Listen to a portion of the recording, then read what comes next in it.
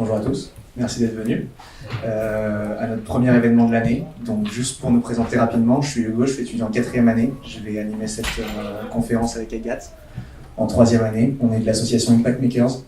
Donc c'est une association qui existe depuis quelques temps déjà sur le campus lillois et qui se lance cette année sur le campus parisien. Le but, ça va être de connecter les étudiants, donc vous, au monde de l'entrepreneuriat. Donc à travers différents formats d'événements. Donc il y aura des conférences-débats comme celle-ci ce soir. Il y aura des workshops, donc des ateliers un peu plus didactiques, thématiques, sur des outils pour entreprendre. Et il y aura une nocturne de l'entrepreneuriat, notre événement principal, donc qui est un hackathon, pour ceux qui connaissent, en une nuit.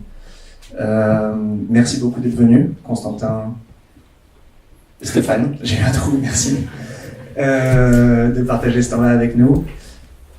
Juste pour un petit point sur le format, donc on a quelques questions qu'on a préparées déjà pour animer le débat, pour le lancer, ça va durer environ 1 heure.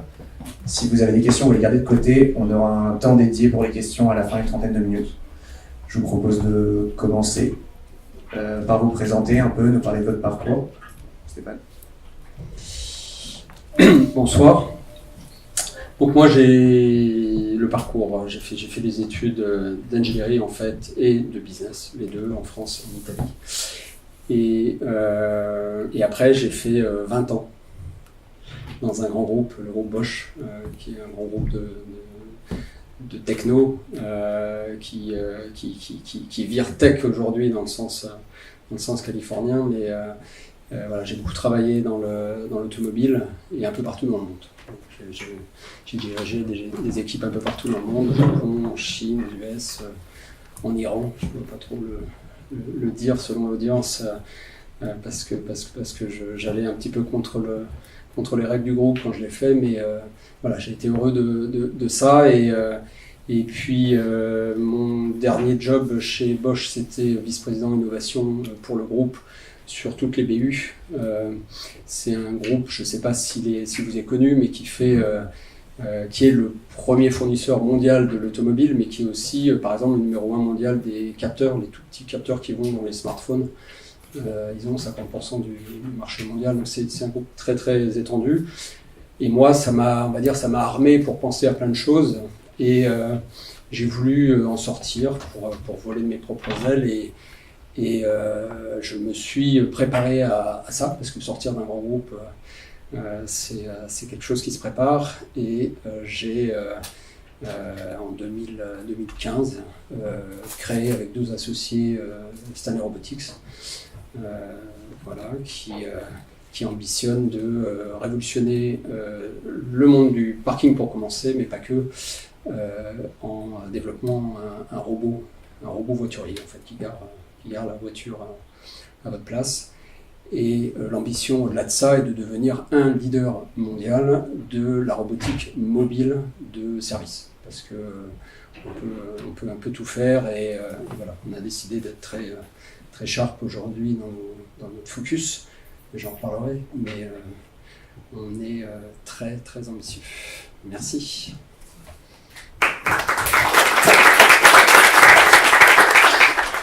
Moi, je m'appelle Constantin Wolfram, je suis un des 3 cofondateurs de Pumpkin. On a lancé, donc Pumpkin, c'est une application mobile de paiement et de remboursement instantané entre particuliers. On a maintenant 600 000 personnes qui nous utilisent. On s'est lancé quand on était étudiant à Lille, à l'EDEC. Avec un de mes potes, on a monté ce projet. À l'origine, c'était un projet de cours.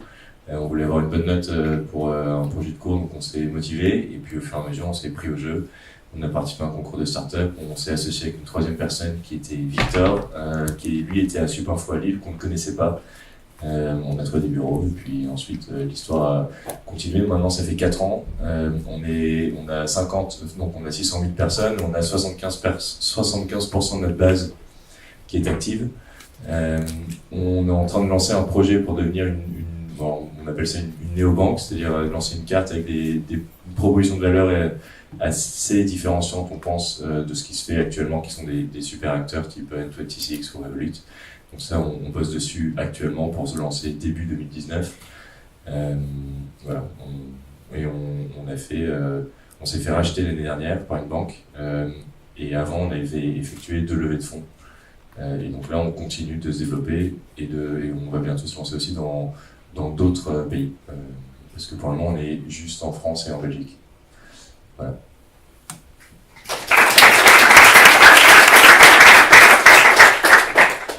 Donc, on aimerait savoir quelle était l'idée, comment vous avez pu développer votre idée, qu'est-ce qui a fait que... Quel était votre constat pour développer votre idée?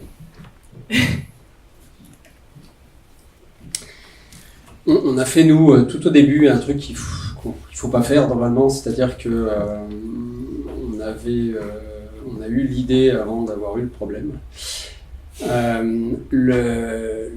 Tout simplement parce que moi et mes deux associés, on vient du monde de la voiture autonome en fait. C'est quelque chose qu'on connaît bien et donc on a des esprits de roboticiens en fait. On voit comment automatiser des choses autour de nous. Et un jour, on a vu en Angleterre quelqu'un qui déplaçait une voiture avec ce qu'on appelle un car mover, qui est juste un truc manuel en fait qui soulève deux roues et puis il le tirait comme ça. Et on s'est dit bah mais nous ça on sait le faire quoi. On sait le faire de façon totalement autonome. Et donc ça c'était l'idée, mais en fait il n'y avait pas d'esprit business derrière.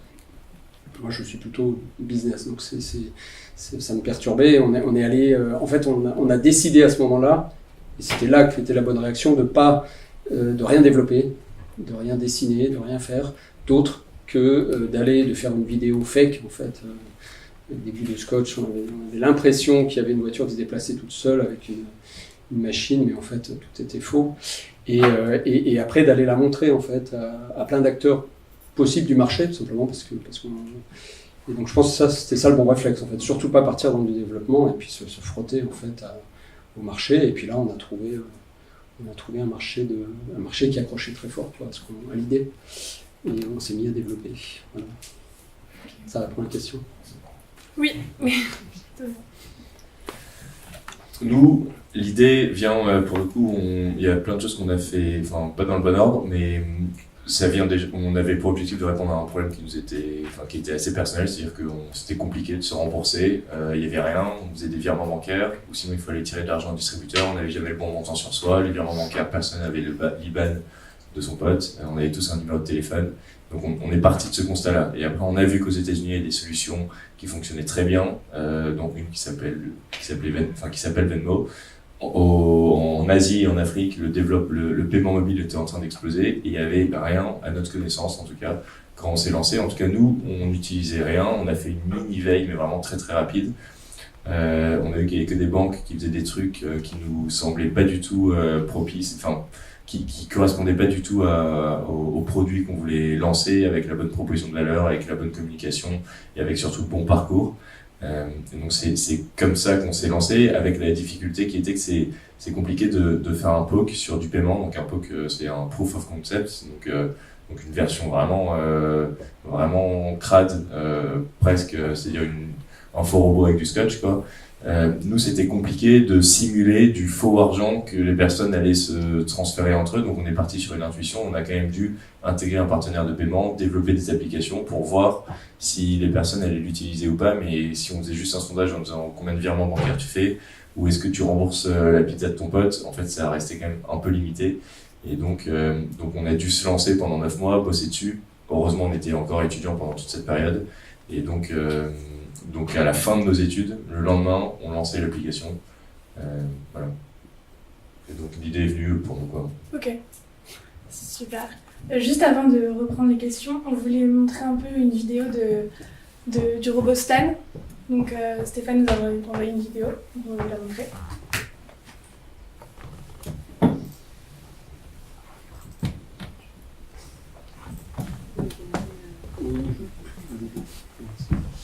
Donc en fait voilà ce qu'on fait. Donc là vous voyez une voiture qui se présente en toute entrée. Donc je l'ai pas dit peut-être, mais on travaille avec les aéroports. Donc vous arrivez, vous laissez votre voiture à l'entrée en fait très proche du terminal. Et puis vous partez et le robot arrive. Donc c'est cette machine. Donc, vous voyez qu'on lui a donné des petits yeux qui se concentrent là. On soulève la voiture comme ça, et la grande particularité de ce qu'on fait, c'est que c'est cool pour les utilisateurs parce qu'en gros, on efface l'expérience du parking, on la fait disparaître. Et c'est surtout que nos robots sont capables de garer les voitures de façon ultra dense. Les aéroports explosent en trafic, ils font plus de 10% par an, ils ne savent plus où garer les voitures. Là, vous voyez la version réelle, hein, donc lancée ce début d'année. Donc ça reprend les éléments principaux. Et après, donc ça, c'est à l'aéroport de Lyon aujourd'hui. Et après, on étend progressivement la surface. Le projet à Lyon consiste quand même à gérer de façon totalement autonome un parking de 8000 voitures. Donc avec que des robots et personne sur site. Donc voilà, vous voyez la capacité en fait d'un robot à garer de façon très très dense. Et le 50% qu'on arrive à faire en plus, c'est un minimum en fait. C'est ce sur quoi on signe un contrat, mais par simulation, on pense qu'on peut aller au-delà.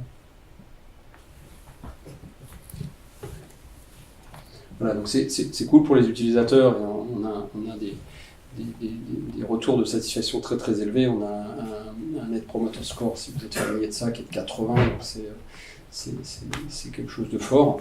Après, on ne se trompe pas, nous on est une boîte de B2B avant tout.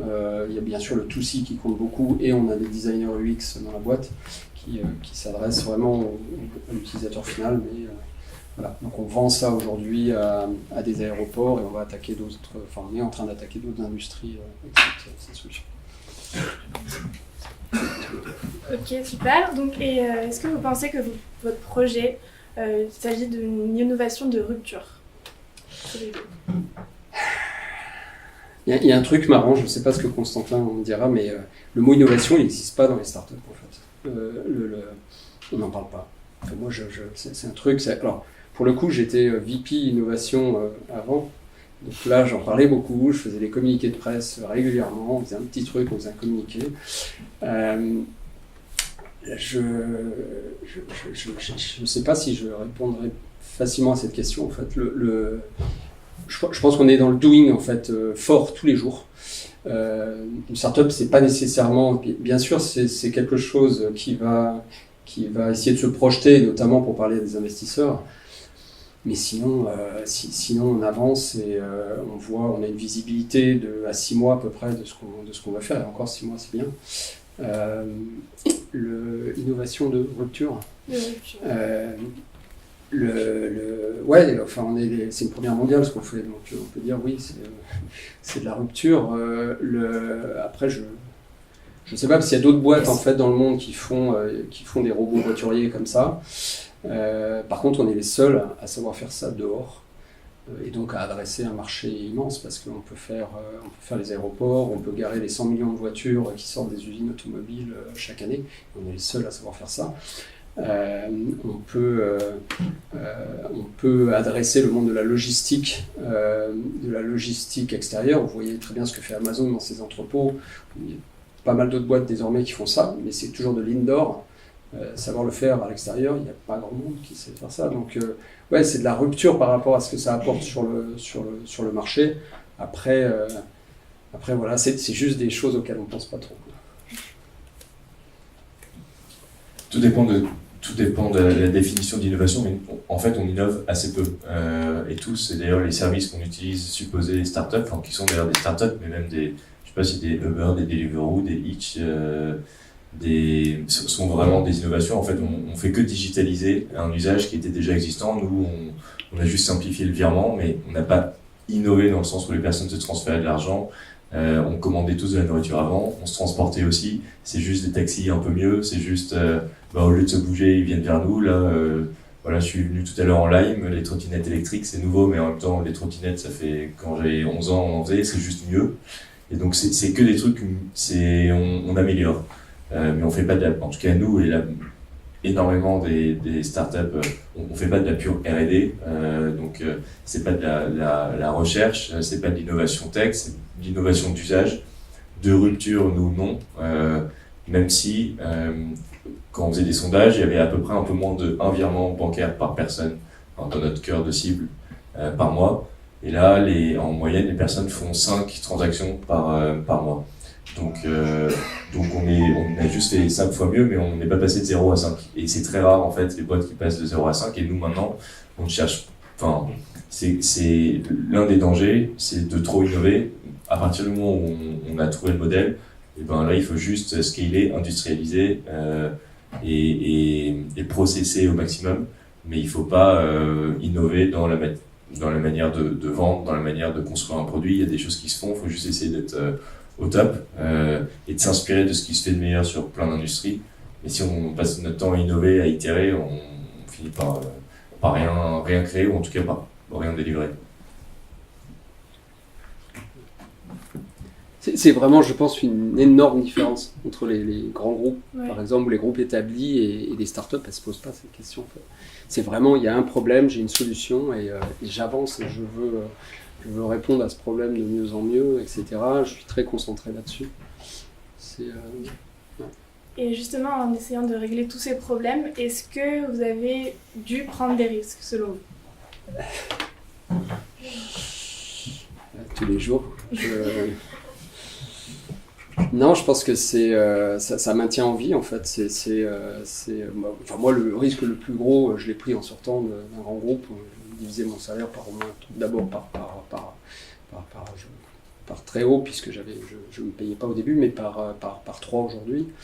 Et c'est pas grave, j'en suis très heureux. Mais après, les risques en tant que boîte, c'est tous les jours, enfin en tout cas la conscience de la mortalité possible, elle est toujours là. Alors moins dans le cas de Constantin peut-être, puisque la start-up a été rachetée par une structure ultra solide. Par contre, c'est vrai quand même qu'en grandissant, ce problème s'éloigne quand même. Mais il faut toujours être très alerte en fait, et prendre des risques. Nous, au début, vous avez vu le robot, hein, ça fait juste 2 mètres de long, 6 mètres de long, 2 mètres de large, et ça pèse 1,5 tonne. On les fabrique pas comme ça très très vite, surtout pas au début. Et je me rappelle par exemple d'un premier fabricant de prototypes qui était très fâché parce qu'il disait que ça avait coûté plus cher de le fabriquer. Et en fait, avant de le sortir de l'atelier, il menaçait de le jeter dans la Seine à Conflans, Sainte-Honorine, là où il est. Parce qu'il voulait 20 000 € en plus quoi, pour nous le donner. Et ouais, il y a des situations comme ça où si ça s'était fait, si vraiment il avait déconné, je sais pas où on serait aujourd'hui quoi. Donc on y allait un petit peu en mission, un petit peu commando quoi, pour sortir le robot et en urgence lui trouver un point d'accueil dans Paris quoi. Parce que pour une bête comme ça, c'était pas non plus super simple. Mais on l'a trouvé. Ouais. Donc tu vois, des fois ça tient pas grand chose quoi. C'est un truc, franchement, si ça s'était mal passé ce jour-là, on avait 1 an quasiment dans la vue quoi. Donc 1 an, tu ne survis pas en tant que start-up. Nous, c'est différent parce qu'on s'est lancé, aucun de nous n'avons quitté notre boulot parce qu'on n'en avait pas, on était étudiants. Et donc, certes, là maintenant, on s'est fait racheter, donc la partie de risque a diminué, mais on avait exactement la même réponse avant. On considère qu'on n'a pris vraiment aucun risque. On a mis 4 000 € chacun dans l'entreprise, donc il y avait le risque de perdre ces 4 000 € là. Ok, et ensuite on s'est endetté de 17 000 € chacun et on était assez confiants. Donc là, ok, double risque. C'était à quel moment là de... Bon, on était étudiants encore. Okay. Mais en fait, en étant pragmatique, ces 17 000 €, si on était à peu près convaincu qu'on allait au moins pouvoir juste lancer un produit, on savait qu'on allait pouvoir les rentabiliser, les rembourser en espérant avec un salaire convenable à partir du moment où Pumpkin allait se planter. Et on s'est toujours dit qu'on allait se planter dans les 6 prochains mois. Donc on a vécu avec, mais c'était vraiment, pour le coup, on avait beaucoup de craintes, mais celle-là, pour nous, c'était sûr. On savait qu'il y avait genre 3% des startups qui réussissaient. Nous, on gagnait pas d'argent. On était ceux on n'y connaissait rien, on n'a rien. Donc franchement, la probabilité, on l'estimait à 1%. Et après, maintenant, le seul risque qu'on a de se planter, c'est maintenant qu'on a recruté des personnes qui comptent sur nous.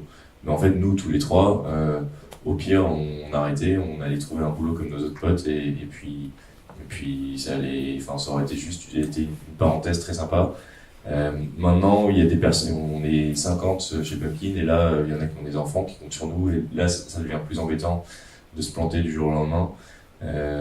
Mais c'est récent, c'est depuis qu'on a grossi, qu'on estime qu'il faut vraiment faire attention. Maintenant, on faisait attention avant. Mais... Et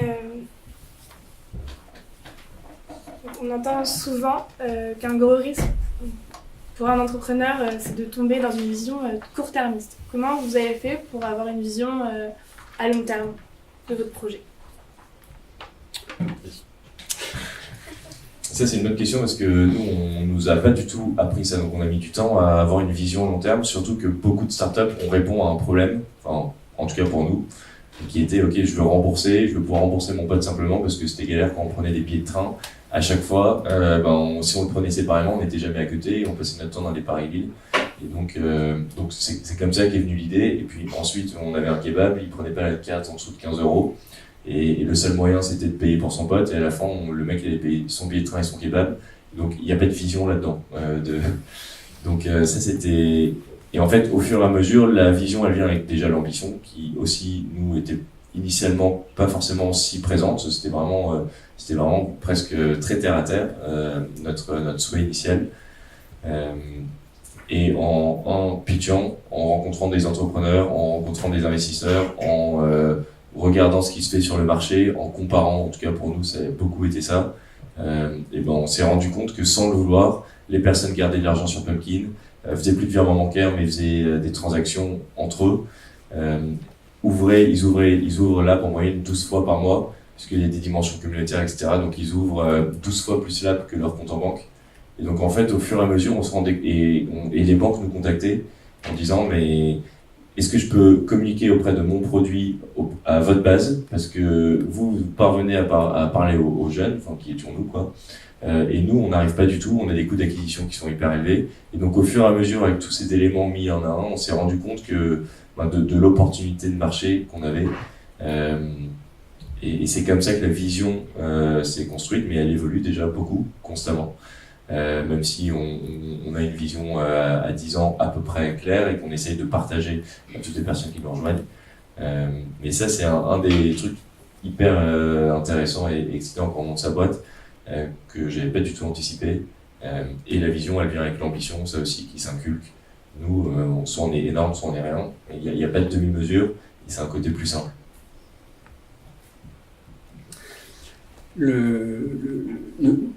Dans une boîte de hardware, on a beaucoup de soft. Hein. La robotique, c'est plus de 80% de software, mais on est quand même obligé de penser un petit peu loin, au moins à 6 mois. Et après, c'est comme ce que disait Constantin, c'est beaucoup l'exercice de pitch en fait auprès d'investisseurs qui fait que en fait cette vision, on arrive à la sortir, à l'affiner et puis qu'après elle devient percutante. Nous à la base on a toujours voulu révolutionner le monde par des robots mobiles qui rendent un service. On se voit comme l'opposé de Boston Dynamics, si vous connaissez, qui fait des robots qui font un peu flippants et on voit pas très bien à quoi ils servent aujourd'hui. On veut nous développer des robots mobiles qui rendent un service tout de suite et qui font du business tout de suite, mais tout de suite. Et donc ça c'est une vision on va dire, mais après en termes de business, c'est vraiment se frotter aux investisseurs à force de pitch qu'on arrive à la sortir. Et oui, c'est super intéressant. On a commencé mauvais en pitch. On a à notre board le CEO d'une des grandes startups stars de France et il nous a beaucoup challengé, on a beaucoup travaillé avec lui et je me rappelle par exemple d'une séance où on a mis une semaine à s'en remettre, vraiment, parce qu'il nous a démoli. Enfin, le deck de présentation était pas bon, la vision n'était pas claire, etc. Et en fait, c'est à force de résister à ça et puis surtout d'itérer dessus qu'on a développé une vision business. Donc en fait, on a quand même besoin d'être beaucoup entouré pour réussir, avancer, selon vous. Je pense qu'il faut beaucoup s'ouvrir. Vous l'avez certainement entendu, il n'y a pas de secret. En fait, la notion de secret a aucune importance, quoi. Encore une fois, ce qui est important, c'est pas la solution, c'est le problème. Et il vaut mieux être pas seul au monde à avoir trouvé un problème, parce que ça peut vouloir dire que, en fait, on pense qu'il existe et on pense que, et qu'il est adressable. Voilà. Donc, mais avoir un problème. Après, la solution, c'est une chose. Et puis, j'enfonce des portes ouvertes en disant qu'une start-up, c'est 99% d'exécution, de faire au quotidien, de prise de décision au quotidien. Voilà, j'ai oublié la question. Bien s'entourer. Bien s'entourer, ouais, il faut s'ouvrir, c'est ça ce que je disais. Il faut s'ouvrir, il faut parler beaucoup. Je suis sûr que Constantin l'a fait aussi. Il faut parler autour de soi, il faut rencontrer d'autres startups, il faut vous parler à vous. Il faut parler beaucoup à des investisseurs, pas avoir peur de ça. Et en fait, ça aide en fait, à penser. Moi, je suis sûr que ce soir, j'aurai peut-être des nouvelles idées ou des choses en fait, qui me sortiront de cette discussion. Oui, donc s'entourer, c'est clé déjà avec ses associés, le temps qu'on passe à échanger avec eux, et ensuite nous on s'est fait challenger comme jamais aussi par des personnes, et il y aurait, c'est sûr, plus Pumpkin si on s'était pas fait challenger autant. Et on passe notre temps à regarder ce qui se fait aussi dans d'autres secteurs, d'autres verticales. Donc on a un programme ambassadeur, on s'est énormément inspiré de Red Bull. Pour ça d'ailleurs, s'il y en a qui veulent être ambassadeur Pumpkin, c'est assez bien payé et c'est très formateur. Mais donc c'est été hyper inspiré de Red Bull sur la communication, beaucoup du style français, sur notre manière de gérer le support client de Trainline, donc c'est Captain Train, sur notre manière de gérer la data de Zenly, donc c'est des boîtes qui n'ont rien à voir entre elles, et on essaie de prendre le meilleur de chaque boîte et de voir si on peut s'adapter à leur manière à notre manière de fonctionner. Et ça va parce qu'on s'ouvre, parce qu'on se fait bien entourer, parce qu'il y a des personnes qui sont hyper sympas et qui acceptent de passer du temps avec nous. C'est clé. Le risque, c'est juste de passer son temps dans des trucs de start-up, parce qu'il y en a quand même tout le temps. Et si on voulait, on ne pourrait faire que ça. Donc il faut juste, à un moment, essayer d'avoir, une vie équilibrée, et deux, dire non, parce que sinon, ça devient mortel. Et après, sur le s'entourer, si certains d'entre vous sont déjà dans l'entrepreneuriat ou y pensent, faut quand même faire un petit peu attention, parce qu'il y a beaucoup de gens qui veulent conseiller des startups et qui se proposent. Et ça, il faut être quand même très, très, très focus, il faut recueillir, il faut échanger, tout ça c'est super. Mais il faut quand même savoir tracer sa route un peu seul à la fin et être fort de ça en fait.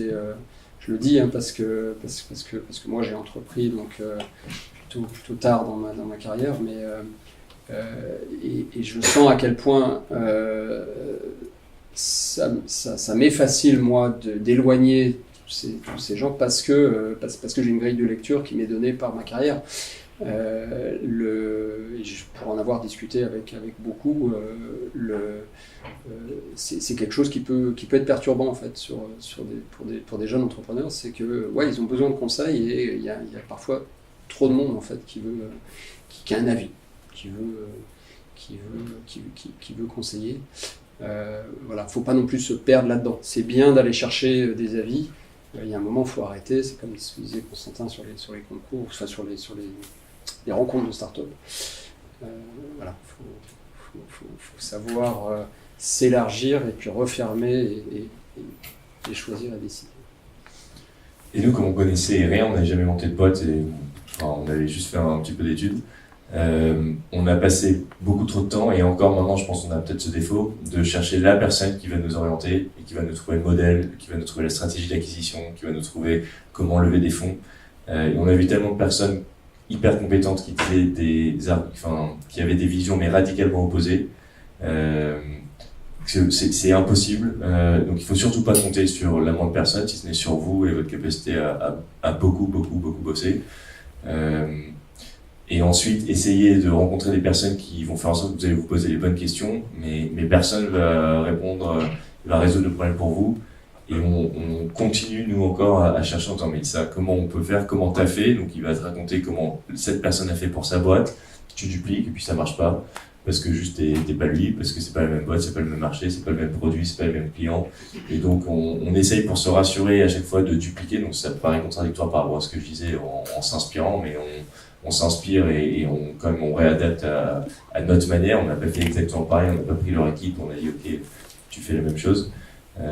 Mais ça, je trouve, en tout cas, moi, pour nous, ça a été compliqué de se dire, ce mec, il a monté 3 boîtes, il a vendu 3 boîtes, il gère 200 personnes, et on va faire le contraire de ce qu'il dit parce qu'on pense que c'est pas la direction dans laquelle on veut aller. Et ça, c'est compliqué parce que très compliqué.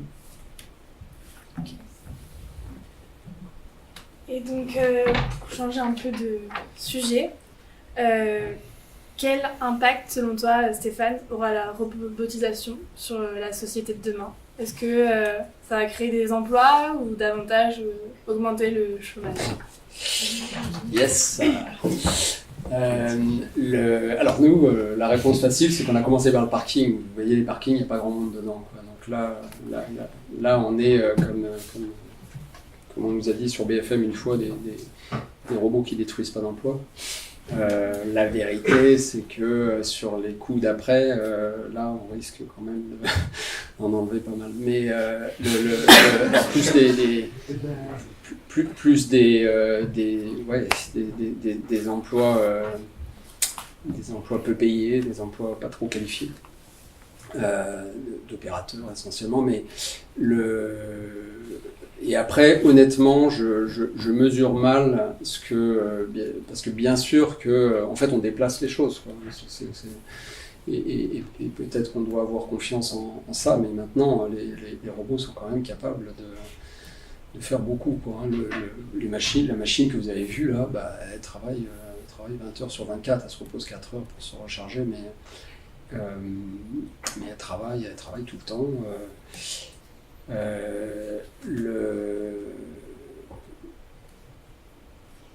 Je dirais, il y a un moment, il ne faut plus se poser cette question, quoi. C'est juste le sens de l'histoire. Oui, la robotique va enlever beaucoup de choses qui sont faites par les gens aujourd'hui. Ils vont pouvoir se concentrer à autre chose, quoi. Je pense il y a plein de nouveaux métiers qui se créent déjà et qui vont arriver.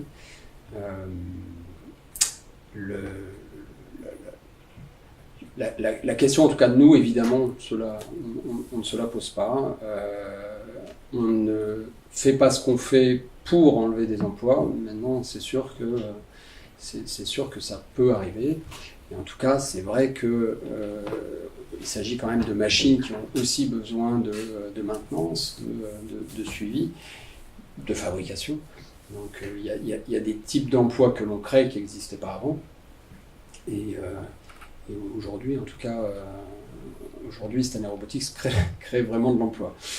Maintenant, on verra de quoi demain sera fait. Et avec Constantin, avec le développement des solutions comme la tienne, ou comme l'utilisation de la blockchain par exemple, on entend dire que la monnaie fiduciaire va disparaître. Et quel impact pour toi ça aura sur le système bancaire? Oui, la monnaie fiduciaire va disparaître, ça c'est certain. Donc c'est les billets, le cash. C'est selon moi quasi que des bonnes nouvelles, parce que déjà ça limite énormément la fraude. Ça veut dire que les personnes vont payer des taxes. Moi je refuse, c'est arrivé hier soir, mais je suis peut-être même extrême là-dessus, mais toutes les personnes qui me font croire que leur terminal de paiement est cassé, je paye plus jamais chez eux. Souvent c'est des petits commerçants et je préfère partir plus loin parce que ça reste de la fraude contrairement à d'autres, quoi. Donc oui, c'est une bonne nouvelle. Les personnes vont pouvoir être déclarées et donc alimenter le système. Donc ça c'est l'un des gros avantages de cette vague où on peut traquer un peu tout. Maintenant, l'inconvénient est que sur notre industrie aussi, c'est-à-dire l'industrie bancaire, il il y a des centaines de milliers d'emplois et c'est sûr qu'il va y avoir beaucoup de destruction d'emplois. Il y a de nouveaux métiers, mais nous, on a pour objectif de devenir banque leader en Europe sur les 18-30 ans. On n'a pas du tout pour objectif d'avoir des dizaines de milliers d'employés. Et à chaque fois, notre question c'est est-ce qu'on processe ou est-ce qu'on recrute? Si vraiment c'est pas possible de processer, on recrute. Et le but, c'est pas du tout de recruter à tout va. Le but, c'est d'automatiser. Le but, c'est de rendre intelligent. Et donc, le produit, on calcule par exemple le nombre de personnes qui nous contactent au support client. Et ben là, j'en sors. Donc, on a vu qu'on faisait x4. C'est-à-dire qu'avant, c'était un ticket pour à peu près. Alors, les chiffres sont faux mais on va dire pour 25 utilisateurs. Maintenant, c'est un ticket pour 100 utilisateurs parce qu'on a suffisamment amélioré l'application pour que les personnes n'aient pas à nous contacter. Donc ça fait 4 fois moins de tickets, donc 4 fois moins de personnes de support client, 4 fois moins de coûts. On voit plutôt ça comme, c'était un objectif plutôt comme une réussite, malheureusement. Mais sinon, c'est pas viable sinon on redevient comme les autres, quoi.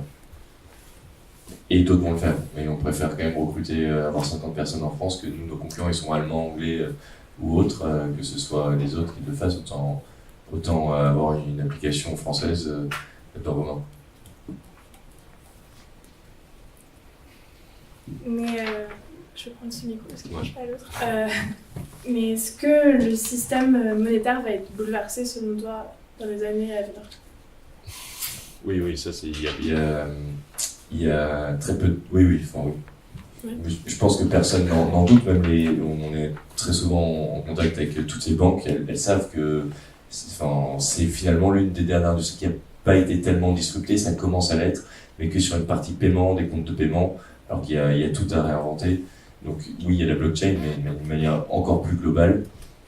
Oui, toute la sécurisation de la donnée, il n'y a pas une verticale métier qui va pas être complètement transformée. Maintenant, ça peut prendre plusieurs années. Et que pensez-vous des nouvelles méthodes de management créées par les startups et en quoi ça constitue un nouveau type de stratégie RH?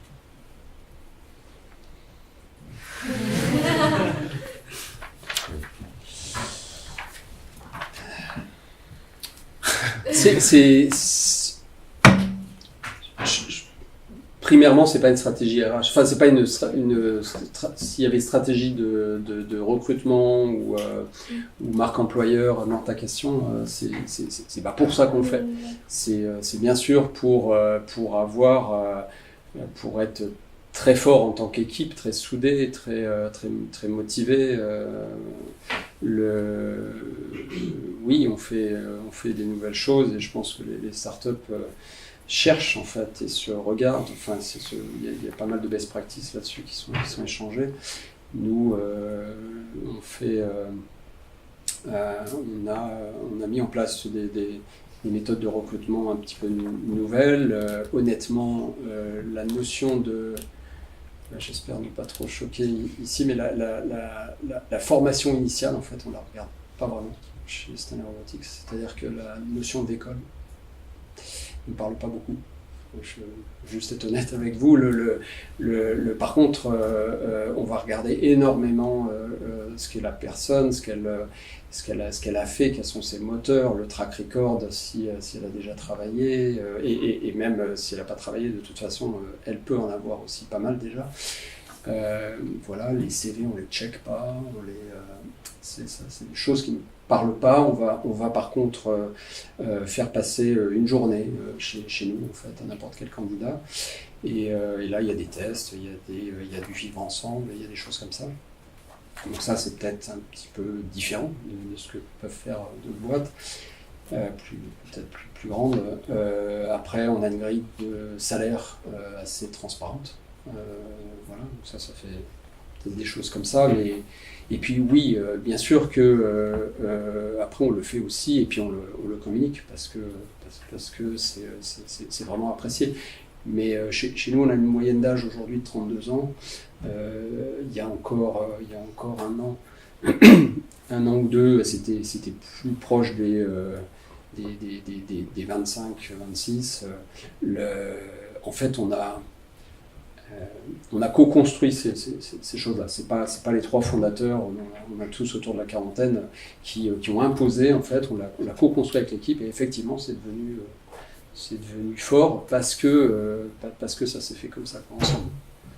Voilà. Je ne sais pas si ça répond en partie. Le mode de vie en général dans votre entreprise par rapport à chez Bosch par exemple. Oui, là.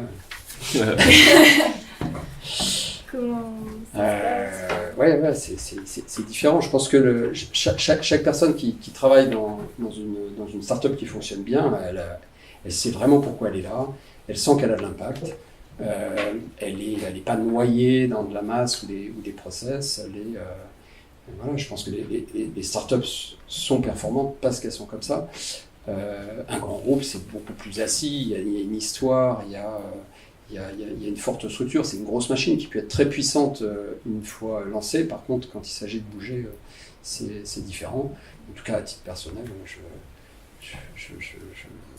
j'ai eu un plaisir énorme à virer le costard-cravate, à sortir, enfin à ne plus prendre ma voiture de fonction pour aller au boulot tous les jours. Et j'adore prendre le métro et toutes sortes d'autres moyens de mobilité dans Paris. Enfin, c'est des trucs cons, mais ça redonne vie, quoi, vraiment. Et ça, je le dis parce que oui, on a des jeunes sortis d'école dans la boîte, mais on a aussi des gens, et dans la vie d'une start-up assez industrielle comme la nôtre, il faut aussi accueillir des gens qui ont typiquement 10 années d'expérience dans l'industrie. Et pour cela, ces choses-là sont un vrai plus. Il suffit de pas grand-chose. Et quand je vous dis que moi j'ai vraiment plaisir à reprendre le métro, des trucs tout cons, à regarder les pubs pour les spectacles, voilà, parce que avant je descendais de chez moi, je montais dans ma voiture, je roulais 40 minutes et puis je reprenais un ascenseur et puis j'étais dans les bureaux. Mais, voilà, changer de vie, et aller vers du plus simple, du plus vivant, du plus rapide, du plus cool. Ça parle à des gens, bien sûr, j'imagine, à des gens comme vous, mais aussi à des gens qui sont depuis 10 ans dans une plus grosse structure. Pour nous, je pense que c'est un point que j'avais pas vraiment anticipé aussi en montant ma boîte, mais c'est ce que je préfère, c'est l'ambiance de boulot qu'on a. On bosse beaucoup, mais on a, donc la moyenne d'âge, nous, elle est encore jeune, donc elle est de, je pense, 25, 26 ans. On a, là, les dernières personnes qu'on a recrutées sont plus seniors, mais c'est un point qui est essentiel. En revanche, il y a juste un point, je pense, presque un tic de langage de start-up qui m'énerve, que je trouve en tout cas qui est pas pertinent, qui est de nous comparer avec des grands groupes. Je sais pas du tout et même je sais plutôt que j'y arriverai pas, de maintenir une bonne relation avec toutes les personnes si on était 3000 dans la boîte. Là, on est 50. Donc oui, je connais tout le monde. Oui, on se prend des verres. Oui, on communique sur une vision. On sort, on a fait un week-end il y a 10 jours avec les 60 ambassadeurs et les 50 de Pumpkin, donc on était 110. Effectivement, c'était genre, eux nous disaient-ils mieux que tout leur week-end d'inté d'école, parce que le but c'était de faire un team building, mais on fait pas des week-ends d'inté à Lille. Déjà, c'était plus compliqué qu'il y a 6 mois. Donc ensuite, on fait des plus petites équipes. Donc et le challenge, c'est de rester agile quand on grossit rapidement. Et on a vu en un an, on est passé de 20 à 50 déjà, toutes les nouvelles difficultés auxquelles on a dû faire face. Donc on sait que si on fait de 50 à 100, ça va être beaucoup plus compliqué. Donc on veut pas donner de leçons. En revanche, ce qui est vrai, c'est que on adore, et je pense que c'est quand même une des forces de notre boîte et de beaucoup de startups, venir le matin et bosser avec des personnes avec qui on s'entend bien. Et dans les process, dans la manière de manager les personnes, oui, il y a quand même pas mal d'innovations, qui est lié au fait que nous trois, quand on s'est lancé, on est évidemment convaincus qu'on n'était pas du tout plus fort que les autres, et que si on a réussi à survivre et maintenant à grossir, c'est parce qu'on a été dans les bonnes dispositions mentales, où on a eu un climat de confiance, Les personnes nous ont soutenus, nous ont appris à être ambitieux, à croire en nous-mêmes. On a pu échanger hyper librement avec n'importe qui. Et donc, ce cadre-là est essentiel, et c'est essentiel de pouvoir le reproduire dans notre entreprise, parce que n'importe quel employé de Pumpkin peut recréer un Pumpkin Biz beaucoup plus puissant. Donc, autant travailler ensemble dans cet état d'esprit vraiment collectif, parce que c'est ce qui permet chaque jour d'être un petit peu meilleur dans ta manière de vendre, dans ta manière de gérer le support client, dans ta manière de développer. Et donc ce climat-là de confiance, il est important. Maintenant, il est de plus en plus compliqué quand on grossit. Voilà. Et donc, et donc la dernière question avant les questions avec les étudiants, qu'est-ce que vous diriez à un étudiant de l'IESEG ou un étudiant lambda qui a son projet et qui aimerait se lancer? Bon, c'est tout simple, mais lancez-vous.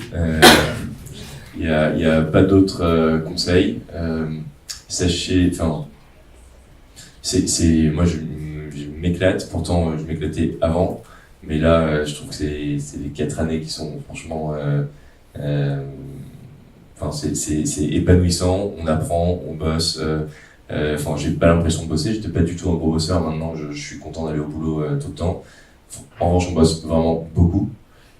C'est quand même des sacrifices, c'est compliqué, je pense un peu pour les personnes autour de nous, si on est en couple, si on est parce que on se donne. En tout cas, nous, on s'est donné, mais on n'avait que ça, on n'a pas d'enfants, pas de femmes, franchement, voilà.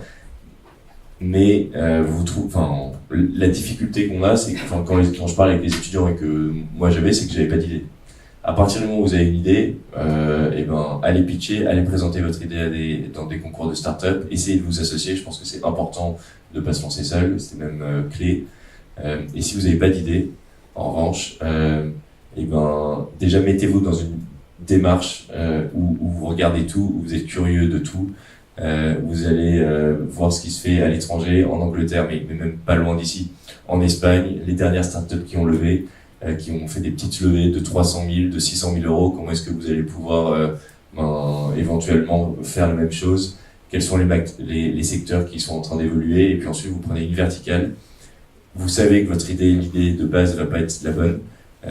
Vous la prenez et ensuite vous creusez. Vous allez rencontrer des personnes de ces industries-là. Et au fur et à mesure, vous allez trouver la faiblesse dans chaque industrie. Nous, on l'a trouvé dans le paiement, mais je pense qu'on aurait pu la trouver moi, au début, je voulais lancer une boîte dans la food. Et dès que j'ai commencé à creuser, je me rendais compte qu'il y avait des opportunités partout, des boîtes que je connaissais pas en Asie qui se lançaient, qui explosaient sur des verticales. Donc voilà, trouver une verticale, creuser. Puis alors, si vous avez l'idée en plus, vous avez déjà gagné 3 mois. Et après, allez rencontrer des personnes, mouillez-vous. Il faut être un peu obsessionnel, en revanche. Donc à partir du moment où vous l'êtes, écoutez beaucoup les conseils des autres, et pas trop non plus. Et puis c'est bon. Je pense que Constantin a tout dit. Pour moi, l'idée est importante, mais surtout, faites ce qu'il a dit sur le si vous l'avez pas déjà cette idée, d'abord oui, allez-y. C'est pas si dur que ça. Et puis pour vous, vraiment, enfin, c'est plus facile maintenant qu'après. Moi, pour tout vous dire, après 20 ans de grand groupe, je me suis préparé quasiment un an. Un an et demi, à la sortie d'un grand groupe. C'est autre chose en fait. À ce moment-là, et la prise de risque perso, elle est quand même plus élevée. Donc allez-y. Parlez autour de vous et surtout regardez, écoutez plus les problèmes que les idées au début. Écoutez ce que les gens disent en fait. Ils se plaignent les gens de plein de trucs. Et c'est ça qui va normalement, à un moment donné, vous donner une idée. Donc, penser ou être attentif aux problèmes, c'est très intéressant. Et encore une fois, ce que je dis là, tous les gens qui parlent sur l'entrepreneuriat, normalement le disent. L'idée c'est bien, mais il faut quand même avant tout adresser un vrai problème. Et vérifier que ce problème Et après, franchement, en France, là, ça a quand même beaucoup changé, quoi. Il y a d'abord des startups, il y en a de plus en plus, il y a plein de structures pour aider, pour conseiller, le moment, il est super, vraiment. Moi, je ne croyais pas au début, quand j'étais... Parce que j'avais pas imaginé, en fait, sortir. C'est difficile, hein, j'avais quand même... J'étais au niveau le plus élevé quasiment dans la boîte, en France en tout cas, et puis j'avais, je vais le citer, Ludovic Lemoran, le CEO de Sigfox, qui m'a dit, mais Stéphane, c'est vachement simple en fait. Vachement simple, vas-y quoi, réfléchis pas trop, c'est simple, il y a quand même pas mal d'argent pour aider, il y a pas mal de structures, c'est pas si compliqué que ça, quoi. Ça m'avait pas mal secoué et effectivement après j'ai regardé et puis en avançant en fait on prend courage parce qu'en fait on rentre dans un milieu qui est juste plein d'énergie, quoi. Et qui est ultra bienveillant, ça c'est sympa aussi. Il n'y a pas, enfin moi dans ce que j'ai vécu, il n'y a pas particulièrement de compétition entre startups. D'abord, la probabilité qu'il y en ait une qui fasse exactement ce que vous voulez faire juste à côté, elle est quand même pas à rendre. Et donc, ouais, c'est du évoluer là-dedans, partager, réfléchir, frotter son idée à l'esprit critique mais bienveillant des autres, c'est super, c'est du feel good quoi, à chaque instant et comme ça on avance en fait. Et puis cette peur qu'on pourrait avoir, comme de toute façon tous les gens qui entreprennent sont quelque part quand même dans la prise de risque. Alors, j'ai entendu que tu disais que les risques étaient pas si grands que ça, mais en fait si quand même quoi, en tout cas par rapport à ce que tu veux faire. Il y en a. Mais que pour que la boîte ait de l'impact, il faut de toute façon qu'elle prenne des risques, qu'elle enfonce des choses, qu'elle disrupte, et bien ça, des fois ça peut faire un peu peur. Mais en fait, se retrouver dans ce monde-là, et encore une fois, c'est un monde tellement bienveillant qu'en fait, à chaque fois qu'on s'y frotte, on en ressort avec plein d'énergie au début. Moi, j'ai Constantin aussi, j'ai entendu, j'ai pas mal démarré par The Family, qui est donc des entités en France qui aident à ça. Et c'est vrai que évoluer dans ce monde-là, à chaque fois que j'y allais, etc., je ressortais, j'étais prêt à manger le monde, quoi. Donc, surtout vous, n'hésitez pas, quoi. Après, juste monter une boîte, c'est pas une fin en soi. C'est-à-dire qu'il y a plein de personnes qui peuvent être attirées par ce milieu-là sans monter une boîte forcément. Je pense qu'il y a des startups qui sont géniales, justement, et c'est l'opportunité de les rejoindre. Je pense que, comme disait Stéphane, on regarde assez peu les CV, donc il faut juste bien choisir sa boîte, le secteur, et si on vous dit non, vous continuez. Et donc il faut juste avoir cet état d'esprit-là de conquête et de vouloir et de croire en soi. Mais ensuite, je pense que vous pouvez tout autant vous éclater dans des jeunes boîtes, dans des boîtes un petit peu plus matures, mais qui sont sur des marchés innovants. Voilà, nous en plus, c'est le hasard, mais l'école qu'on a le plus, les personnes qu'on a le plus, c'est l'IESEG de très loin. On a 6 personnes qui viennent de l'IESEG chez nous. Et bon, mais il y en a beaucoup qu'on a rencontrés qui voulaient monter leur boîte, qui ont postulé chez nous, qui vont sûrement monter leur boîte après. D'ailleurs, il y en a qui partent et maintenant on va peut-être bosser ensemble pour qu'ils puissent monter sa boîte et voilà, parce qu'on comprenait très bien qu'il ait envie. Mais donc si vous ne vous sentez pas prêt, c'est pas très grave. Je pense pas qu'il faut non plus foutre une pression inutile là-dessus. Allez rejoindre des boîtes, vous voyez si c'est des industries qui peuvent vous plaire. Vous allez aussi, je pense, beaucoup apprendre. Et ensuite vous pourrez monter votre boîte, mais après tout ce que je dis est contradictoire, mais tout est contradictoire. Mais j'ai énormément de potes qui voulaient monter des entreprises quand j'étais avec eux à l'EDEC, et maintenant que je vois très régulièrement, et qui galèrent vraiment de démissionner de leur boulot parce que malheureusement ils sont forts, et donc ils sont bien payés, et Et donc ça devient quand même beaucoup plus compliqué et ils réfléchissent 4 fois plus avant de quitter leur taf. Et donc là, ça devient effectivement, il y a une prise de risque. Là, c'est courageux, mais c'est aussi plus compliqué. Je sais pas si vous avez envie de vous mettre dans la situation où vous allez devoir être courageux. Pour le moment, vous n'avez pas besoin de l'être, donc profitez-en. Si vous avez des questions dans la salle. Après, quand on ne sait pas trop, ça peut quand même être une stratégie quelque part de faire quelques premières années dans un grand groupe, parce que c'est quand même très formateur.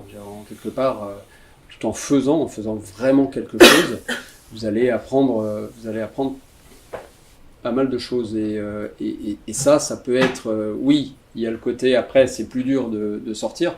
Par contre, vous allez être plus costaud. Potentiellement, une fois que parce que vous avez eu le temps en fait de préparer votre sortie et puis de savoir ce que vous vouliez faire, et vous allez être fort, de ce que vous aurez appris quand même sur ces toutes premières années, et deux, d'un réseau plus étendu, parce que ça sert le réseau.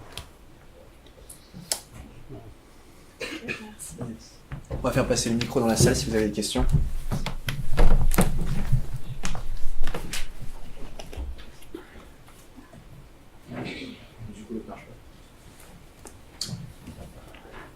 Okay, merci Stéphane, merci Constantin pour cette discussion. Je vais commencer par une question qui vous concerne tous les deux, à mon avis.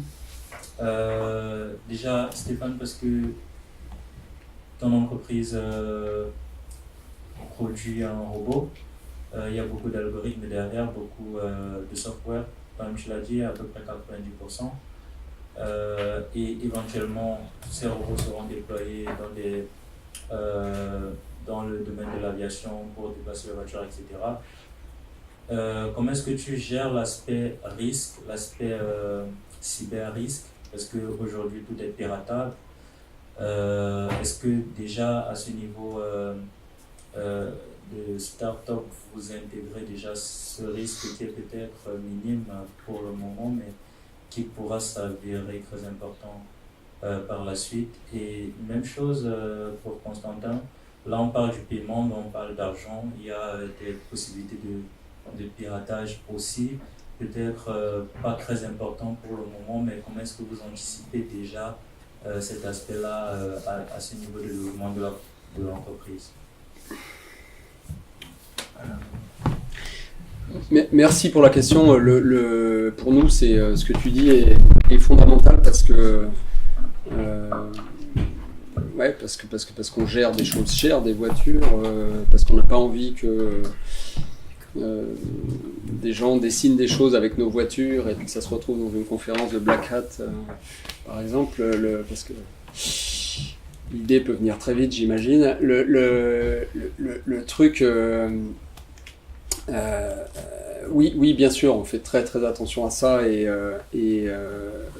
en fait, une autre particularité de ce qu'on fait nous, c'est que en fait, on travaille avec des grands groupes et qu'en plus, c'est des groupes aéroportuaires dans lesquels la mentalité sécurité est très très élevée, quoi. Il y a beaucoup d'anciens militaires dans les aéroports. Enfin, la sécurité, c'est super élevé. Et en fait, cette sécurité, ils l'ont parce qu'ils ont une culture de ce qu'ils appellent eux de l'airside, donc là où sont les avions.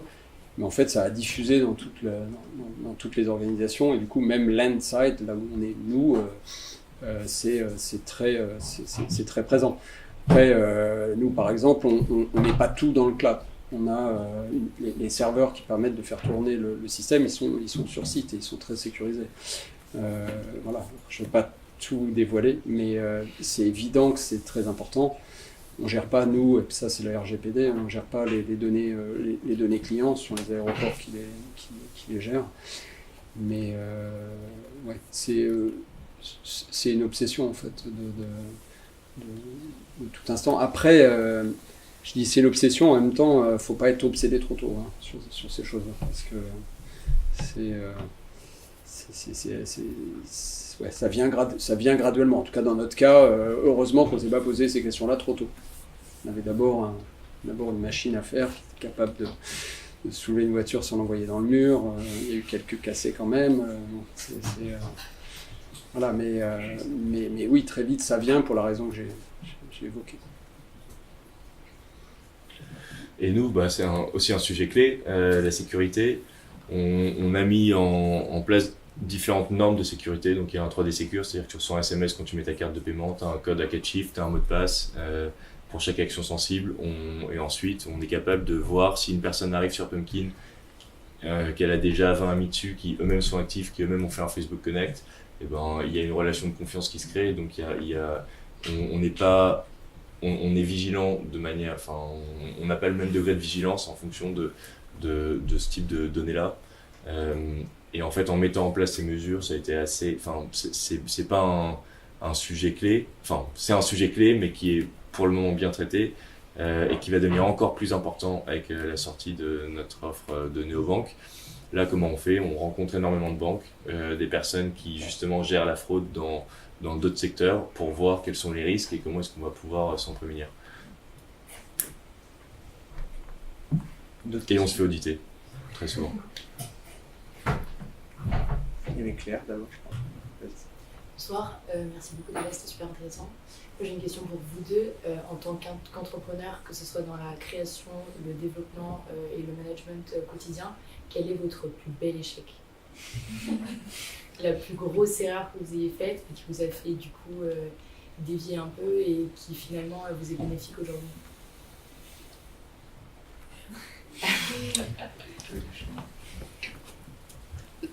Ouais, j'ai commencé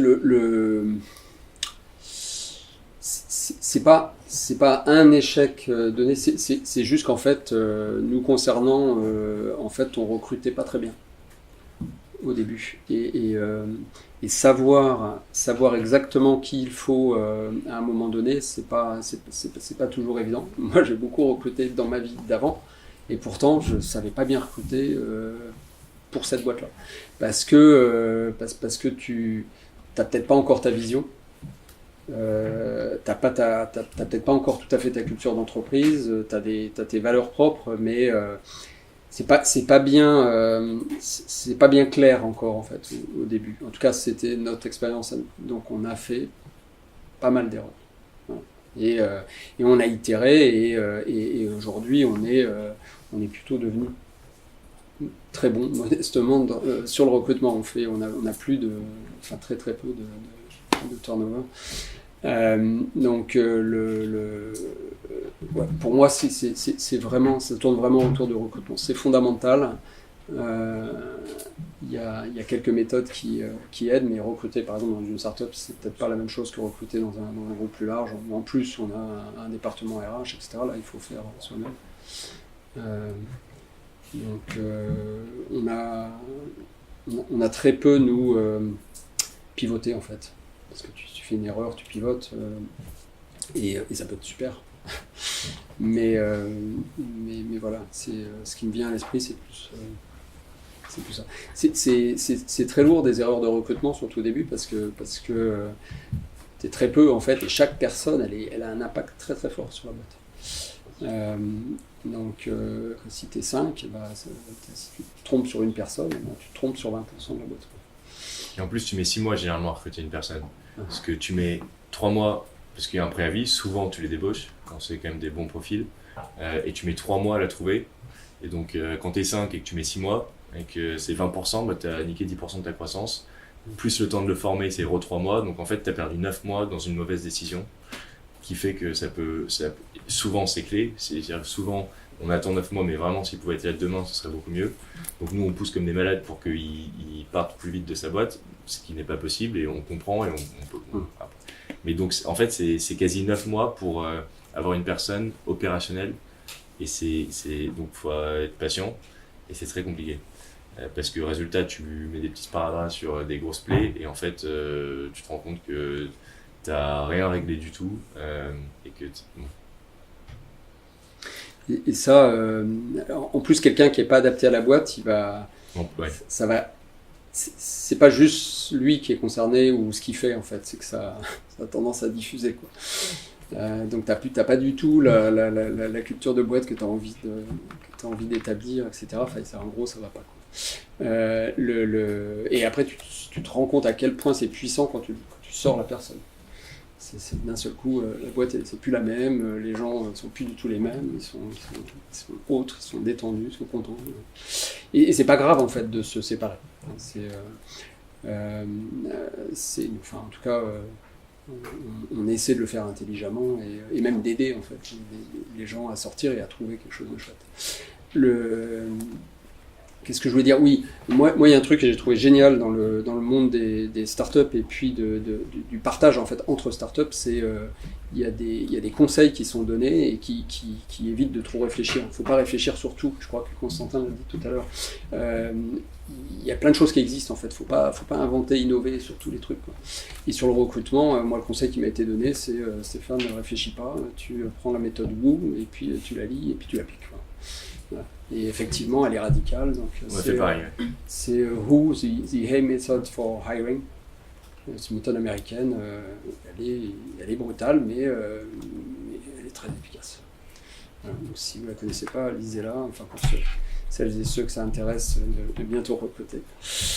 On va juste enchaîner sur les questions, parce que sinon on n'aura pas le temps. Hugo. Moi j'ai une question pour Constantin. Tu as dit au départ que vous étiez le premier sur le marché. Non, j'ai pas dit ça. J'ai dit que tu es le premier à être. J'ai dit qu'on connaissait pas d'autres acteurs quand on s'est lancé.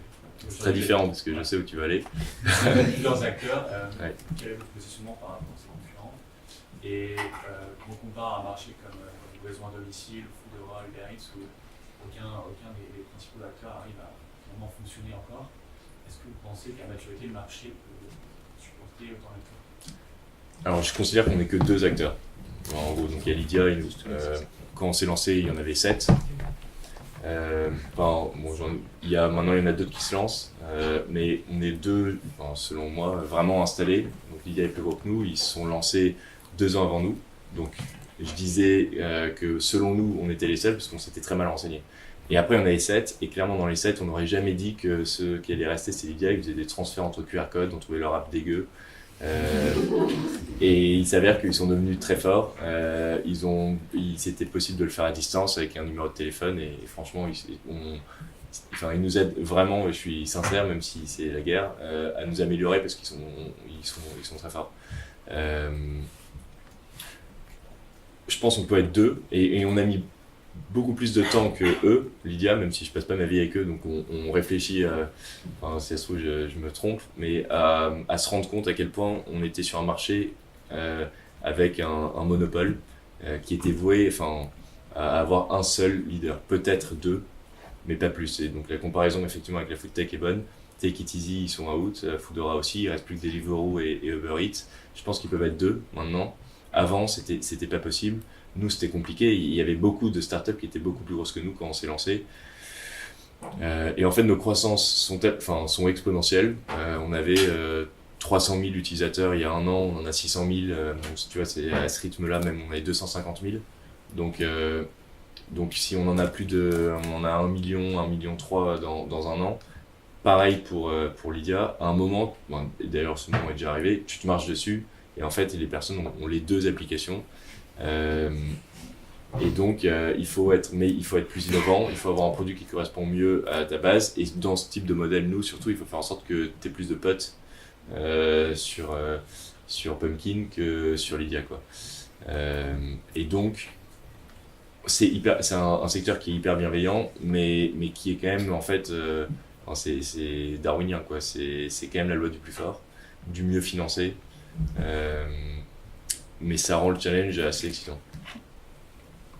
Il y avait une autre question. Et je pense qu'on sera 2 encore pour plusieurs temps. Je pense pas qu'ils vont partir, et je pense pas qu'on va partir. Mais je me trompe peut-être pour eux ou pour nous. Ouais. Est-ce que vous pouvez nous partager votre plus grand kiff dans la vie de startup?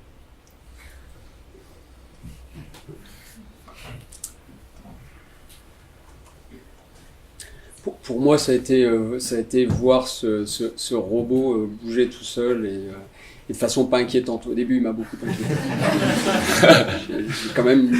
J'ai une plutôt belle voiture et le mettre dessus, au début, il l'a soulevé comme ça d'un côté, puis ça grinçait, ça faisait des trucs. Mais le voir vraiment évoluer, quand ton produit commence à avoir de la gueule, je pense que c'est un grand kiff. Moi, la première fois, je me souviens, en plus j'étais avec mon associé Hugo, on était genre dans une boulangerie à Lille, mais perdu, et les mecs devant nous disent « Vas-y, je te fais un pumpkin », on les connaissait pas, et là, on s'est regardé, on dit « C'est sûr, ils se foutent de notre gueule, parce qu'ils doivent nous connaître, ou il y a quelqu'un qui leur a dit de le dire », et on dit « Mais ils nous connaissaient pas », et on était étonnés, pour nous, il y avait que nos potes qui utilisaient pumpkin, et la première fois, ça c'était quand même assez marrant, et quand ça réarrive, c'est quand même assez cool ça. Et sinon, le mieux, c'est au quotidien, j'ai vraiment l'impression de bosser avec des potes, et ça, c'est génial. Et de réussir à avoir des énormes fous rires pendant 10 minutes, et la minute d'après, vraiment se mettre en mode boulot sérieux, moi-même, je suis étonné que tout le monde se remobilise, et on n'a pas de dire, non, ok, on se concentre, c'est fini, on s'est bien marré, et ça, c'est assez fréquent, et c'est génial. Je sais pas si on aura le temps pour toutes les questions. Merci beaucoup pour tout ce que vous avez partagé avec nous. J'avais une question pour vous deux, peut-être un peu plus pour Constantin, parce que Stéphane, avec l'expérience que vous avez pu apporter le nom de l'entreprise, je pense que vous avez moins de problèmes à ce niveau-là, mais est-ce que quand vous avez lancé votre boîte avec vos associés, vous avez eu des difficultés pour organiser un petit peu le travail entre les différents associés, à partir dans tous les sens, à bien définir quels étaient les objectifs? Alors oui, je pense que tu répondras quand même. Mais nous, on l'a eu et on l'a encore. Parce que ma mission n'a rien... Je change de métier en gros tous les 6 mois. Et donc, mon poste n'a rien à voir par rapport à celui d'il y a 6 mois. Et tous les 6 mois depuis 4 ans, on a changé radicalement. Et c'est compliqué à chaque fois de se dire, ok, est-ce qu'on utilise... On n'arrête pas de se dire, on veut utiliser le potentiel de chaque personne qui rejoint Pumpkin au maximum. Et en fait, on oubliait les fondateurs dans l'équation. Et à un moment, notre potentiel, il était, lever des fonds. Maintenant, on lève plus de fonds. Donc, comment est-ce qu'on peut utiliser notre potentiel à 100%? Et donc, on change tous les 6 mois. On a nous-mêmes des missions, des fiches de poste, des scorecards, donc qui est dans le livre de Who, le livre dont Stéphane parlait. Donc moi, j'ai des objectifs court terme, moyen terme, long terme. Et dans un an, je peux changer de poste, je peux plus être CEO, passer CEO, ou si on considère que c'est mieux pour Pumpkin. Voilà. Donc c'est comme ça qu'on a mis du temps, parce qu'on a mis trop de temps. On serait adapté. Moi, ce que j'ai fait avant, ça m'a pas du tout préparé. Hein. C'est pour ça. Hein. C'est vraiment là, tu te retrouves. Trouver des cofondateurs, hein, puis être sûr que c'est les bons. Alors peut-être que pour vous c'est plus simple parce que ça peut être des histoires de potes, etc. Donc vous avez déjà un vécu sympa en fait entre vous, mais c'est quand même quasiment aussi fort qu'un mariage, quoi. C'est quelque chose d'important et faut pas se gourer parce que c'est quand même, je pense, la raison numéro 1 en tout cas une des top raisons pour lesquelles les startups fail, quoi. C'est il y a peut-être au top niveau, je sais plus très bien, mais le faux marché, c'est-à-dire penser qu'il y a un marché alors qu'en fait il n'y en a pas, mais les problèmes de cofondateurs, ça arrive très très vite hein, dans le classement. Donc c'est important aussi de passer du temps. Nous, on fait pas que des temps de boulot. De temps en temps, on va se mettre. Je vais pas dire là en public où est-ce qu'on a passé le dernier temps, mais il faut savoir le faire et puis derrière il faut savoir se rentrer dedans un petit peu, mais de façon toujours bienveillante. En tout cas nous on a parlé ultra franc entre nous, mais à la fin on finit presque en rigoler, quoi. C'est-à-dire qu'il peut y avoir des colères, mais en fait comme on se connaît par cœur, on sait où elles vont, ces colères, et qu'elles sont juste là pour s'exprimer, et puis derrière. Donc c'est vachement important d'être très vivant en fait dans la relation entre les cofondateurs, et de faire attention, s'il y en a un qui flanche un peu, d'aller l'aider. Et là aussi, Constantin l'a dit, mais essayez, si vous voulez entreprendre, de ne pas y aller seul. Parce qu'au début, vous vous sentez super fort, vous avez l'idée, vous avez tout est clair. sauf que sur le chemin, il y a quand même pas mal d'embûches. Le moral, il fait quand même des trucs parfois, voilà. Et en fait, ou tout simplement, vous avez besoin d'une sorte de sparring partner pour vous challenger, vous envoyer des idées, voyez comment ça revient, etc. Donc c'est juste fondamental. Et moi, j'aime beaucoup le fait qu'on soit 3. Parce que des fois, ça permet de dire à l'un d'entre nous, enfin que les 2 autres disent non, là vraiment tu déconnes. Voilà. Parce que si c'est one-to-one, c'est...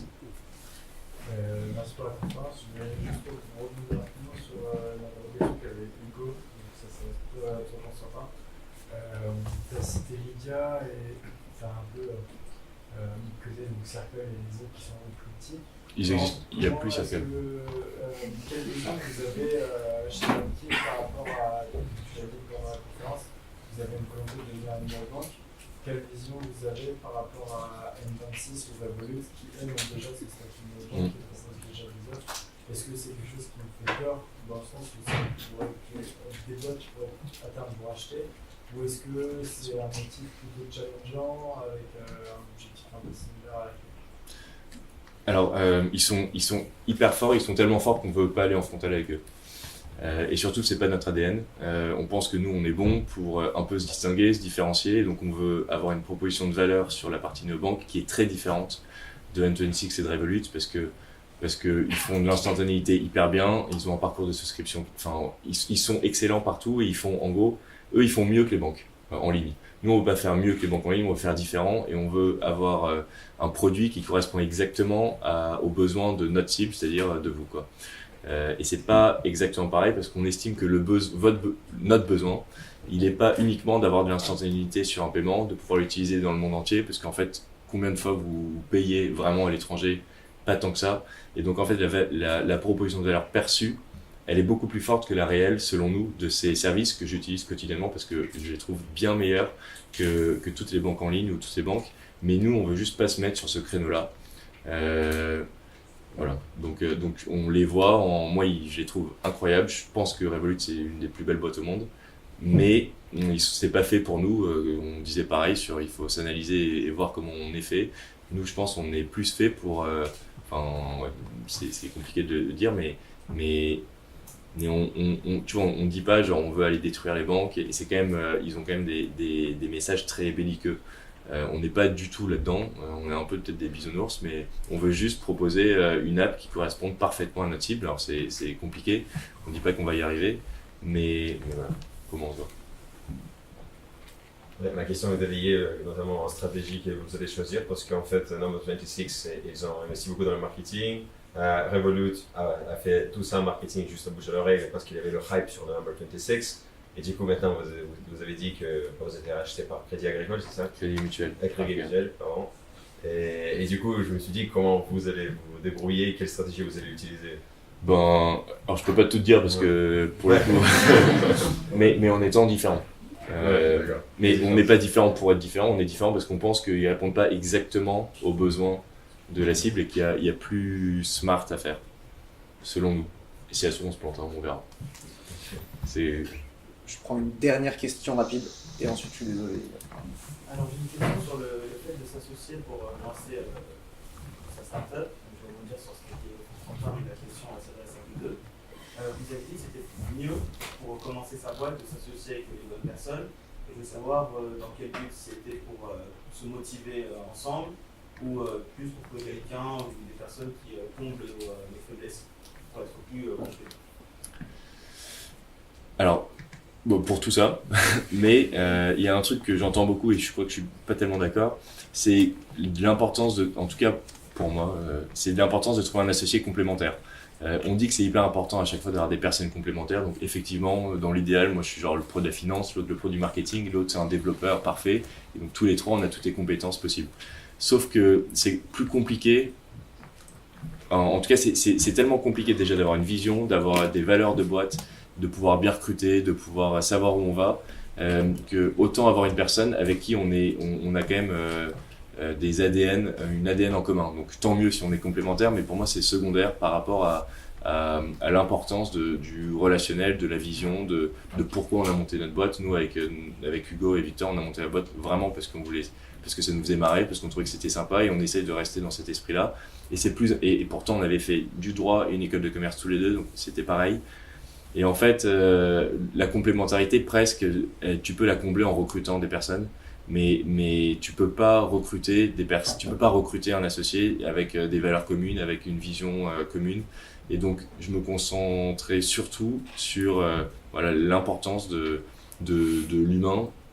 Et tant mieux, c'est un super si on est complémentaires, on n'a pas exactement la même sensibilité. De toute manière, jamais les personnes disent 2 fois la même chose ou pensent exactement la même chose en fonction des situations ou des personnes. Donc, quoi qu'il arrive, elle est là, cette complémentarité, mais c'est pas en hard skills, c'est en soft skills. J'ai commencé à parler de cette question-là tout à l'heure, mais juste en complément, 2 choses. D'abord, il y a beaucoup de data là-dessus, sur combien de boîtes de solo founders réussissent. Il n'y en a vraiment pas beaucoup. Ou alors certaines, on pense qu'ils sont solo founders, puis quand tu creuses, non, il y a quand même des fondateurs.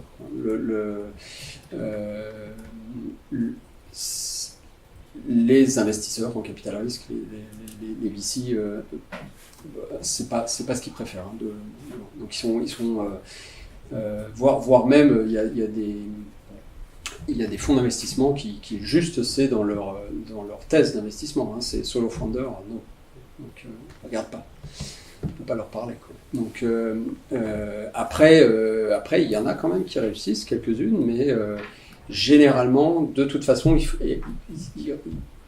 il rajoute un fondateur, ou en tout cas un associé important sur le chemin, et il veille, avec l'aide du fonds ou des fonds, à le faire monter en equity, en fait, simplement pour que ça rééquilibre un petit peu la relation. Et puis mon deuxième et dernier propos, c'était justement sur l'equity, sur les parts de la société, en fait. On se dit, ouais, solo founder, comme ça, j'ai 100% des parts, c'est cool, mais 100% d'un petit truc, je veux dire, de quelque chose qui a moins de chances de grandir. Encore une fois, cherchez, mais vous allez la trouver, la data, elle est vite accessible, et c'est choquant. Il vaut mieux avoir 50% ou 30% de quelque chose qui peut devenir immensément plus grand que 100% d'un truc qui de toute façon galère quand même pas mal plus. Au-delà après de tous les arguments que j'ai donnés. Il y a peut-être 2 raisons pour lesquelles les personnes qui montent des boîtes se plantent plus. Un, parce qu'ils sont seuls, ils sont isolés, donc il n'y a pas d'interlocuteur. Mais aussi parce qu'il y a peut-être que eux qui ont voulu monter leur boîte seuls. Et qu'ils se sont dit, moi seul, je peux y arriver. Et donc, je suis peut-être un peu plus malin que les autres. Et finalement t'écouter un peu moins, et donc c'est aussi je pense que tout le monde n'est pas prêt à monter sa boîte seule, et c'est peut-être aussi une bonne chose parce que ça montre les qualités ou pas présentes en toi si tu montes ta boîte seule. C'est quand même vachement plus sympa d'être à plusieurs. Et franchement, ouais. Surtout. Ouais. On finit là-dessus. Non. C'est à toi, quelque chose à rajouter. Ouais, c'est à moi. Merci à tous d'être venus. J'espère que ça vous a plu, vous avez appris des choses. Merci aussi Constantin et Stéphane d'avoir été avec nous. À ce sujet, il y aura un petit Google Forms qu'on va vous envoyer d'ici demain. N'hésitez pas à nous faire un maximum de retour, c'est notre premier événement. Donc voilà, on vous enverra aussi un mail pour vous remercier déjà et puis pour vous demander ce que vous en avez pensé. Il y a un appel à projet de... Pardon. Il y a l'incubateur de l'ISEG lance son appel à projet. Donc si ça vous a donné envie de vous lancer, ou si avec les différents événements de l'année vous avez envie de vous lancer, faites-lui signe. D'ici là, suivez-nous sur nos petits réseaux sociaux qui s'affichent peut-être ou peut-être pas. Et téléchargez et utilisez Pumpkin. S'il vous plaît. Et si vous avez un petit mot de la fin, justement, on vous écoute. Oui. Go, quoi. Allez-y. 2 mots, parce que je ne veux pas terminer sur un coup de pub, mais utilisez Pumpkin si vous pouvez. Parlez-en autour de vous. Ça sera une super aide. Et si vous n'êtes pas content du produit, envoyez-nous un message par mail. Tous les axes d'amélioration possibles. Ça nous aidera énormément. Et vous pouvez être sec et cassant, c'est pas grave. Soyez juste poli. Parce que c'est pas moi qui vais lire les mails au départ. Et sinon, ayez confiance en vous, et éclatez-vous, et il n'y a aucune raison pour que ça marche pas.